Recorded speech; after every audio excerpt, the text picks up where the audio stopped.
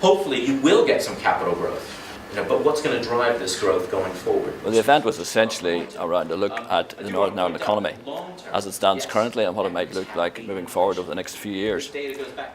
We looked at this ourselves, and I suppose it's something that our advisor community, well, that's in St James's Place, or indeed the wider advisor community in Northern Ireland, we felt they probably needed to know a little bit about it because of the implications of certain reforms, certain possible tax changes that might be applied in the next year or so, how that might impact upon, one, their businesses, and two, their clients, which essentially will have an impact upon their businesses. So we're really trying to have conversations with businesses and advisors to think about what do you need to be worried about, where are the opportunities, and start to think a little bit more about what changes we might have to make in our behaviours, either as consumers or as investors, as a result of those factors.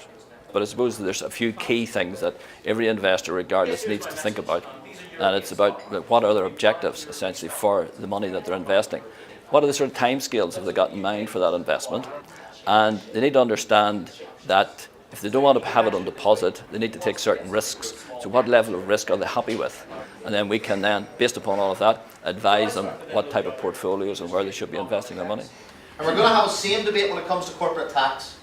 Very confident we'll get those powers. We're slowly getting to the environment, a sort of maturing of Northern Ireland, where we're beginning to get people asking what's happening with my taxes that I'm paying, what are the government doing to help me, maybe I'll set up my own business. So that sense of responsibility is beginning to emerge, and that makes Northern Ireland a much better bet to invest in now than it ever was. It's starting to, the first signs of taking responsibility for its own future, and that's always a good time to look for opportunities, because many of those investors are looking for those young entrepreneurs who are maybe going to flourish in an environment that, let's be honest, is still very cost competitive and has a lot of desirable sort of physical traits and desirable labour, a good education system. So there's a lot to be positive around Northern Ireland despite the risks. What we do have as a problem is we have a real difficulty in what's going on in the Eurozone.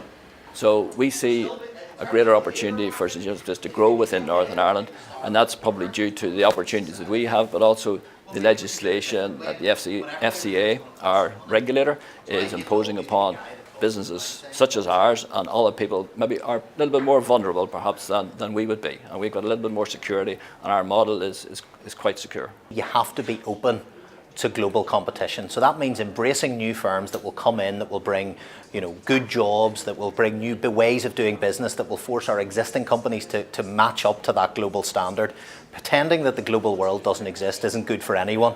So it shouldn't be either or. We should be looking to grow our businesses in tandem with new businesses coming in, bringing new ideas and new sectors to see, because our future in terms of wealth creation definitely lies outside of these islands. How we come about these investments and how